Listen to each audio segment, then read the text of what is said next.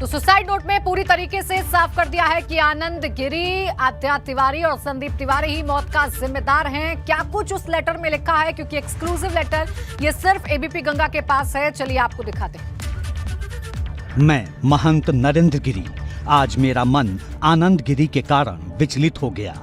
हरिद्वार से ऐसी सूचना मिली कि आनंद गिरी कंप्यूटर के माध्यम से एक लड़की के साथ मेरा फोटो जोड़कर गलत काम करते हुए बदनाम करेगा। आनंद गिरी का कहना है कि महाराज यानी मैं कहां तक सफाई देते रहेंगे।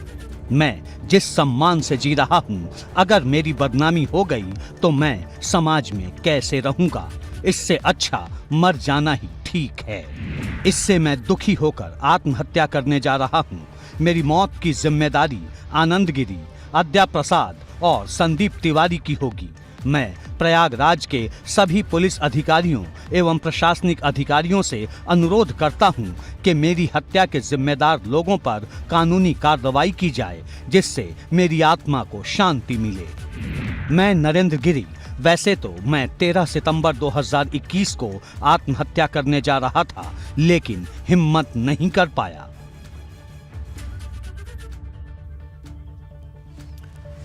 तो देखिए, ये तो आपको सुसाइड नोट हमने दिखाया, एक एक शब्द आप तक पहुंचाया, और ये एसआईटी का जो गठन किया गया है वो भी आप देख लीजिए। 18 सदस्यीय एसआईटी का गठन कर दिया गया है, जो बहुत जल्द तमाम एंगल्स पर जांच करके अपनी रिपोर्ट शासन को सौंपेगी। क्योंकि फिलहाल जो सुसाइड लेटर है उसके मुताबिक 3 लोग संदेह के घेरे में सामने आ रहे हैं, लेकिन इसके अलावा और भी बहुत सारे लोग हैं जिनकी भूमिका संदिग्ध नजर आ रही है।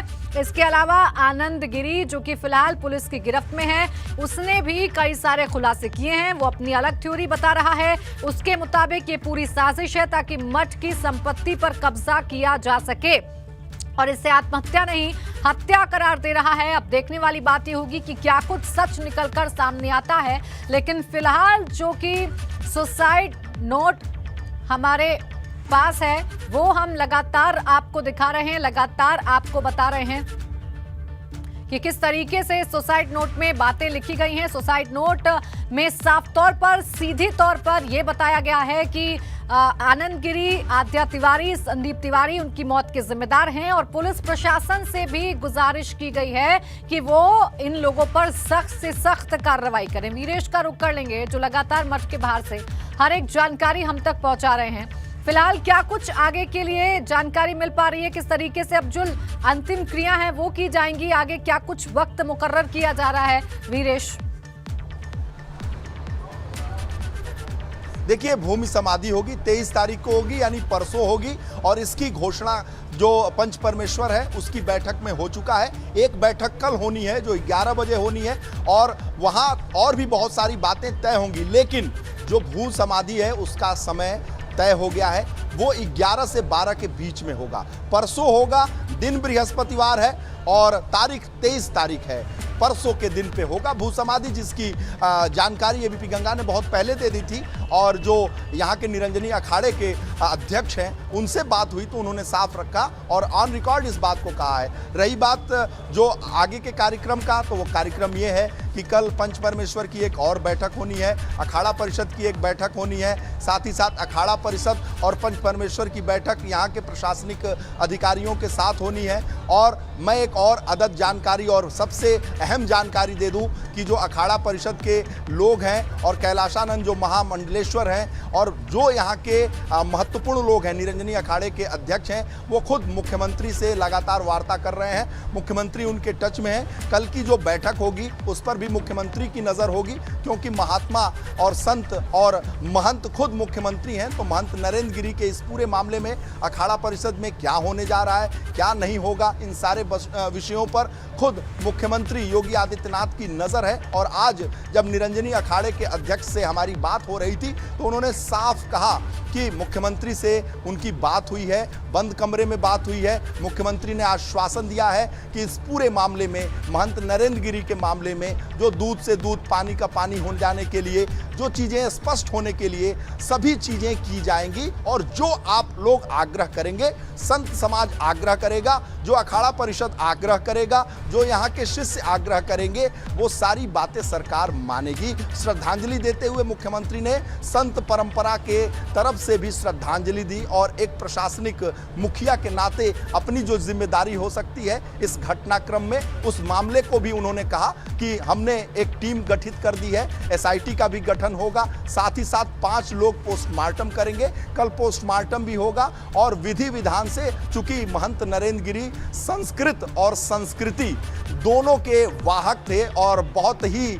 ज़्यादा इस पूरे मामले के वो जानकार माने जाते थे, तो इसलिए बेहतर वो काम करते थे जिसका पूरे संत समाज में, अखाड़ा परिषद में इसका असर देखने को मिलता था। तो मुख्यमंत्री की भी नज़र है, शासन की भी नज़र है, प्रशासन की भी नज़र है और कल की जो बैठक है वो कई मायने में मायने रखती है कि प्रशासन के साथ अखाड़ा परिषद पंच परमेश्वर की एक अलग बैठक आहूत की जाएगी। और ये बैठक पहले से प्रस्तावित नहीं थी, लेकिन संत समाज और प्रशासन के बीच में वो सेम पेज पर रहें, एक पृष्ठ पर रहें और समान रूप से जो अपेक्षा प्रशासन से कर रहा है संत समाज, वो सारी अपेक्षा प्रशासन पूरी करे, कहीं कोई द्वंद्व न रहे, कहीं कोई इस तरह का विभेद न रहे और साथ ही साथ सभी सेम पेज पे रहें। इसलिए प्रशासन के साथ संतों की एक बड़ी बैठक कल होगी। ये एक्सक्लूसिव जानकारी है, ये पहले से नहीं था, ये बैठक पहले से आहूत नहीं थी। कल पोस्टमार्टम होना था,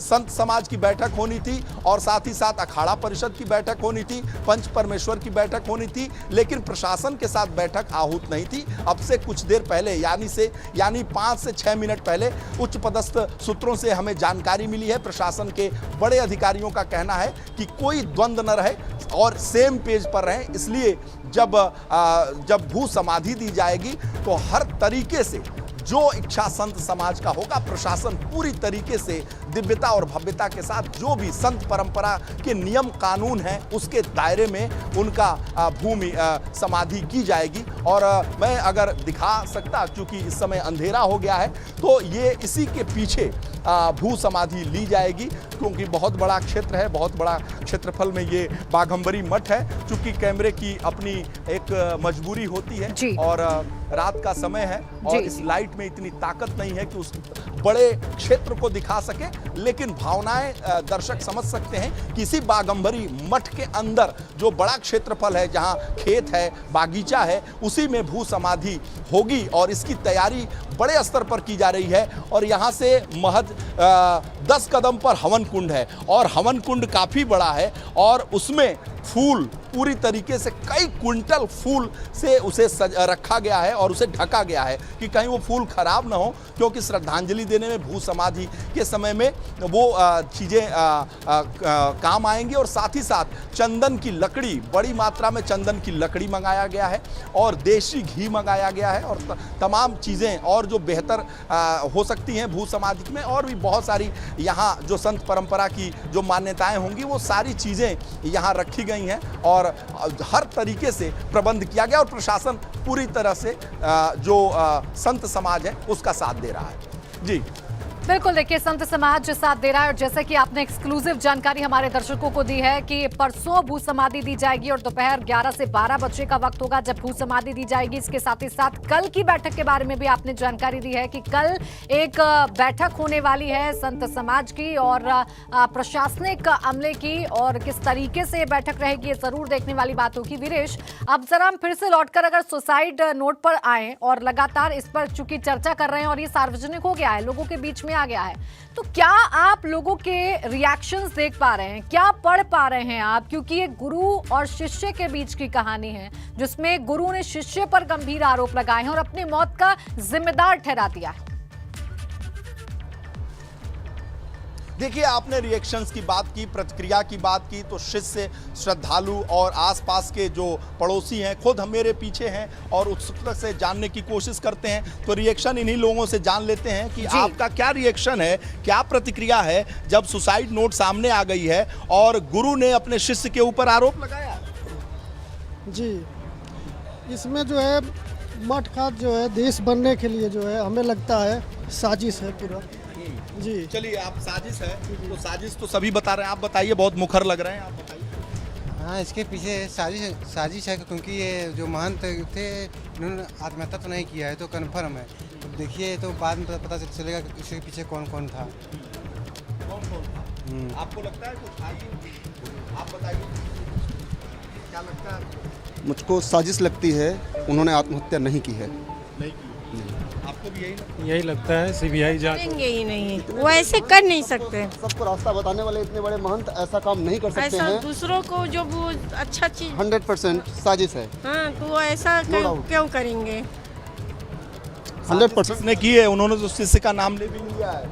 इस साजिश किसने की है तो पुलिस का काम है, निकालेगी। लेकिन जिनका नाम लिया है, अगर उसमें उन्होंने खुद अपने स्वयं पत्र लिखा है तो जाहिर सी बात है कि कुछ न कुछ बहुत बड़ी बात है। सर सीबीआई जांच होनी चाहिए इसका। हाँ, जी सर, सीबीआई जांच होना।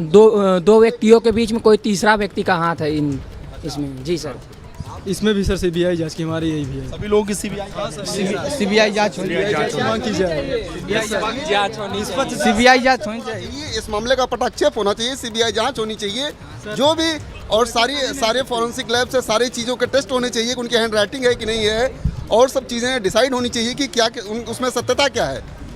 सीबीआई जांच की मांग सभी कर रहे हैं, सभी इस बात की अपेक्षा करते हैं कि जो पूरी सच्चाई है वो सामने आए। इसलिए हमने देखा कि चाहे साधु हों, सन्यासी हों, बाघम्बरी मठ के आसपास के पड़ोस के लोग हों, सभी सीबीआई जांच की मांग कर रहे हैं। और इसलिए मांग कर रहे हैं कि देश की सबसे बड़ी एजेंसी से जब जांच होगी तो बहुत सारी चीज़ें, सच्चाई सामने आएगी। क्योंकि सुसाइड नोट में, जिसके बारे में एबीपी गंगा ने सबसे पहले दर्शकों को ये बताया था, कल ही बता दिया था कि 3 लोगों के नाम हैं, और उसका खुलासा एबीपी गंगा ने दर्शकों को किया था। जब इस भ्रम की स्थिति बनी हुई थी, आखिर उनके इस तरह से देहावसान के बाद जो संदिग्ध मौत की खबर आई, उसके बाद सबसे पहले हमारे चैनल ने, एबीपी गंगा ने दर्शकों को बताया था कि आखिर सुसाइड नोट जो लिख के गए हैं उसमें क्या महत्वपूर्ण चीज़ें हैं। और देखिए, सुसाइड नोट जब लोगों के हाथ में आई है, जब हमारे हाथ में आई है, उसमें भी वो शब्दशः बातें हैं जो सोर्सेज से हमें पता चली थी। कि कल हमने दर्शकों की उत्सुकता को शांत करने के लिए, जो श्रद्धालु हैं उनकी उत्सुकता को शांत करने के लिए इस कोशिश की थी कि पहले खबर बताई जाए, तो वो सारी चीज़ें आज स्पष्ट हो गई हैं और सभी लोग सकते में हैं। ये जितने श्रद्धालु हैं, पड़ोसी हैं और बाघम्बरी मठ के आसपास के लोग हैं, जो कल से लगातार नज़र बनाए हुए हैं मीडिया के एक एक बयान पर, मीडिया की कही हुई एक एक बात पर वो अपनी प्रतिक्रिया दे रहे हैं, अपना चिंतन रख रहे हैं, अपनी सोच रख रहे हैं, अपनी मांग रख रहे हैं। इसीलिए सारे लोग सीबीआई जांच की मांग कर रहे हैं। और सीबीआई जांच की मांग इसलिए कर रहे हैं कि पूरी स्पष्टता के साथ मामला सामने आए, क्योंकि ये बाघम्बरी मठ के आसपास के लोग, इलाके के लोग हैं, तो वो बहुत दिनों से गुरु और शिष्य के बीच में जो विवाद चल रहा था, जो टसल चल रही थी, जो संघर्ष चल रहा था, जो अदावत चल रही थी, जो दुश्मनी थी, उसके ये साक्षी हैं। और वो जानते हैं कि गुरु और शिष्य के बीच में क्यों इस तरह की बातें हुई, क्योंकि गुरु और शिष्य में पिता पुत्र का संबंध था। सबसे प्रिय आनंद गिरी थे, इसी वजह से उन्हें प्रयागराज की जिम्मेदारी दी गई थी। आखिर जैसा कि निरंजनी अखाड़े के राष्ट्रीय अध्यक्ष का कहना था कि जब महत्वाकांक्षाएं बढ़ जाती हैं, जब महत्वाकांक्षाएं बहुत ज़्यादा उछाल लेने लगती हैं, तो विद्वेष आता है और आपस में संघर्ष होता है। तो साफ साफ उन्होंने इशारा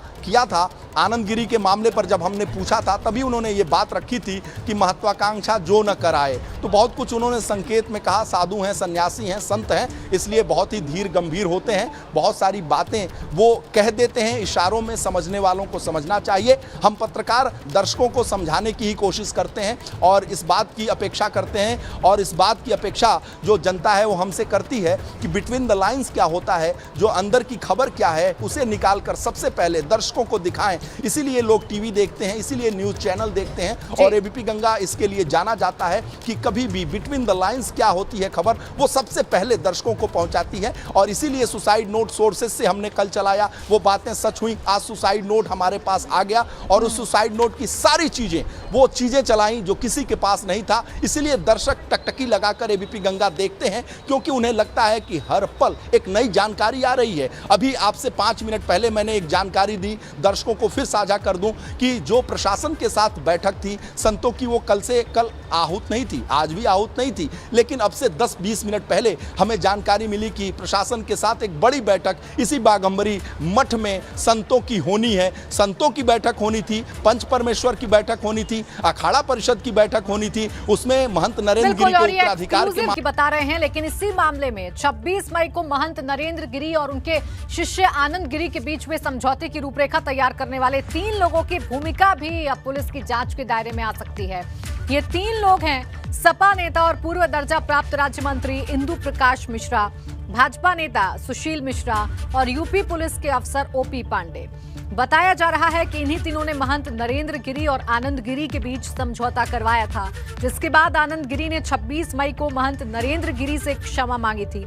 ऐसे में पुलिस अब इन तीनों की भूमिका की भी जांच कर सकती है, क्योंकि जब ये समझौता हुआ था उसके बाद ही महंत नरेंद्र गिरी मुतमईन हो गए थे कि अब सब कुछ ठीक हो चुका है। लेकिन उसके बावजूद भी ये जो बीच का कलेश था गुरु और शिष्य के बीच में, ये कम नहीं हो पाया था, क्योंकि गुरु पूर्णिमा के दिन सबको लग रहा था कि इस पूरे घटनाक्रम के बाद, माफी मांगने के बाद और गुरु के माफ कर देने के बाद आनंद गिरी जरूर आएंगे अपने गुरु के दर्शन करने के लिए। लेकिन सबका इंतजार ऐसा का ऐसा ही रह गया, क्योंकि आनंद गिरी मठ नहीं पहुंचे दर्शन करने के लिए। तो इसीलिए अब समझौता करवाने वालों की जो भूमिका है वो भी संदिग्ध नजर आ रही है, और वो भी शक के दायरे में, जांच के दायरे में आते हुए नजर आ रहे हैं।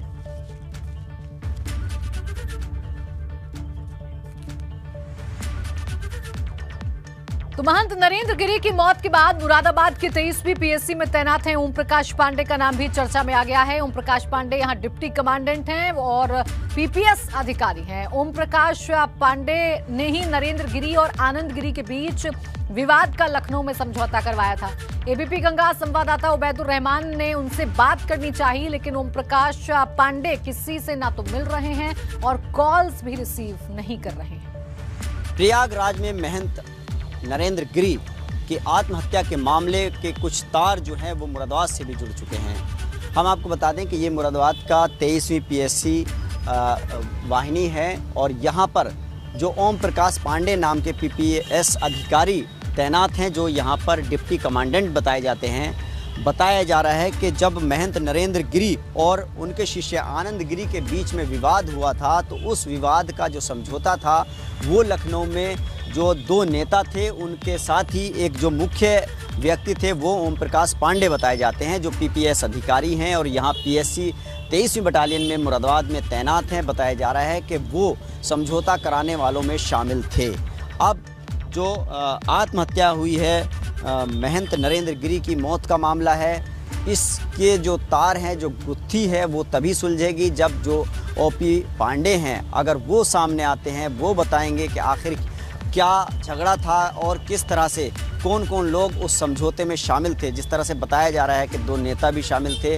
तो फिलहाल जो प्रयागराज में मौत का मामला है महंत नरेंद्र गिरी का, उसमें बताया ये गया कि ये जो अधिकारी हैं, जब झगड़ा हुआ था उनके बीच में जो उनके शिष्य हैं आनंद गिरी, जिनको पुलिस ने गिरफ्तार भी कर लिया है, तब इन्हें दोनों के शिष्य और जो गुरु थे उन दोनों के बीच में जो समझौता हुआ था लखनऊ में, उसमें ये अधिकारी शामिल थे। Ubaidur Rahman, ABP news network, Moradabad.